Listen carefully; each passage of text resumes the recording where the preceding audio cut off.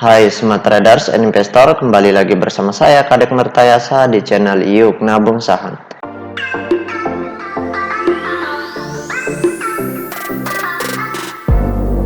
Nah, di episode kali ini kita akan membahas salah satu perusahaan yang di-request oleh Anton Ilham ya. Kode perusahaannya itu CPRO. Nama perusahaannya yaitu PT Sentral Proteina Prima Tbk. Nah, untuk mempersingkat waktu kita langsung saja ya buka data iPod. Jika Anda menyukai konten-konten kami mengundang Anda untuk mengklik tombol like dan subscribe agar Anda mendapatkan video terbaru kami setiap minggunya. Oke, di sini kita ganti dulu perusahaannya CPRO. Kemudian kita enter. Nah, kalau kita lihat perusahaan CPRO ini sudah tidur ya selama beberapa tahun nih. Lebih satu tahun itu sudah tidur, mentok di harganya di 50, volume transaksinya sedikit, kemudian beberapa hari dari tanggal 9 November itu harganya dikerek naik tiba-tiba sampai tertinggi di harga 80 seperti itu. Nah, sekarang kita ingin lihat nih dari tanggal 9 November ini sampai tanggal terakhir ya perdagangan kemarin, itu investor besarnya ngapain seperti itu. Jadi kita ingin lihat investor besarnya ngapain ini di tanggal 16 November ya. Tanggal 16 November investor besarnya ngapain dari rentang kenaikan ini. Oke, kita ingin lihat dulu ya. Kita lihat dulu data broker summary-nya.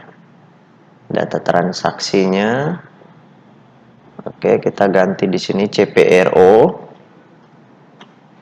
Kemudian rentangnya tadi di tanggal 9 November sampai 16 November. Oke, kita ganti tanggal 9 sampai tanggal 16. Oke, kita show. Nah, kalau kita lihat di sini di data broker summary-nya, kalau kita hitung antara total lot yang dibeli dengan total lot yang dijual selama kenaikan ini ya. Kalau saya hitung dengan menggunakan tools tambahan yang saya miliki, selama kenaikan ini kesimpulannya netral. Jadi ketika investor besarnya markup harga, mereka akumulasi kemudian markup harga, kemudian mereka jualan lagi.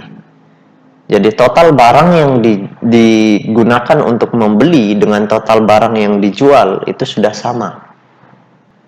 Nah, katakanlah begini, selama fase kenaikan ini, investor besarnya itu membeli 100.000 lot. Kemudian mereka juga sudah jualan 100.000 lot. Seperti itu. Jadi harganya memang naik, tapi investor besarnya sudah jualan juga. Jadi makanya kesimpulannya di sini netral. Seperti itu. Nah, kalau kita lihat data peta kepemilikannya untuk melihat potensi jangka panjangnya, ya. Nah, 99,8% saham CPRO ini sudah dalam bentuk saham scriptless. Artinya bisa dijual keseluruhan ke publik seperti itu. Ini sudah hampir 100% ya, sudah 99,8. Kurang 0,2% saja. Seperti itu. Kemudian kepemilikan investor besarnya di sini yang tinggi. Jadi investor besarnya memiliki 75,6% saham scriptless.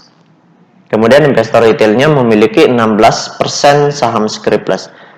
Jadi masih layak untuk ditradingkan, masih layak untuk diinvestkan mungkin 1 tahun 2 tahun, tapi tetap kita harus memperhatikan data peta kepemilikannya. Kalau investor besarnya sudah jualan terus jualan, maka kita harus keluar. Seperti itu. Kita harus mengurangi porsi kepemilikan kita juga, karena siapa tahu niat dari investor besarnya, ya pengendali-pengendalinya itu keluar dari perusahaan ini. Kalau perusahaan ini sudah dimiliki oleh investor publik lebih dari 70%, itu akan sangat sulit sekali naik. Karena investor retail tidak memiliki kekuatan atau dana yang cukup untuk markup harga seperti itu. Sedangkan investor besar kan memiliki dana yang cukup besar, sehingga mereka bisa markup harga dengan catatan mereka juga harus memiliki banyak barang atau banyak saham seperti itu. Walaupun investor besar itu memiliki banyak uang, tetapi mereka juga tidak seenaknya bisa memborong atau hajar kanan, karena jangan sampai mereka dihajar sama retail. Mereka juga punya hitung-hitungan tersendiri seperti itu. Jadi untuk Anton Ilham ini, selama investor retailnya masih, porsi kepemilikannya masih kecil atau berkurang, semakin berkurang semakin bagus. Karena itu bisa jadi harganya dikerek naik terus. Seperti itu. Jadi kalau investor retailnya memiliki porsi kepemilikan yang sedikit, biasanya harga saham itu akan naik dikerek, seperti kasus DCII. Seperti itu. Jadi retailnya sedikit, harga sahamnya dikerek tinggi banget. Begitu. Jadi lebih baik kalau semakin sedikit investor retailnya, maka kita bisa lihat peluang di saham itu. Memang kita perlu kesabaran yang ekstra untuk menunggu kapan investor besarnya markup harga seperti itu. Baik, mungkin itu saja yang dapat saya sharingkan untuk Mas Anton Ilham ini ya. Nah, bagi teman-teman investor, jika ada yang ingin ditanyakan atau ada yang ingin di-request, silakan komen di kolom komentar. Nanti saya akan buatkan videonya. Baik teman-teman investor, see you next time. Salam cuan selalu.